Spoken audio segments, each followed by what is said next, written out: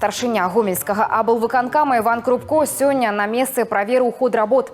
Зараз будаўнікі манціруюць пліты перакрыцця на 6-м паверсе. Да гэтага была зацверджена праектная документация. Работы плануецца выканаць у 2 чаргі. В первую очередь строительство предусматривает восстановление поврежденной части 3-го подъезда, а вторая очередь строительства – это комплексный капремонт всего жилого дома. Проектные работы и по первой, и по второй очереди завершены. 25 марта получено положительное заключение государственной экспертизы по проекту.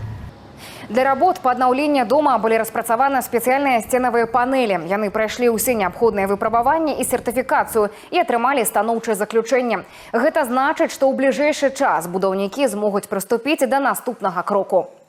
Следующий шаг – это капремонт подъезда и ремонтные работы. Замена коммуникаций, там, где смонтированы будут новые изделия, устройства инженерных сетей и отделка квартир. Іван Крупко поставіў задачу не выбіцца з графіка і аднавіць жылыя памяшканні ў тэрмін.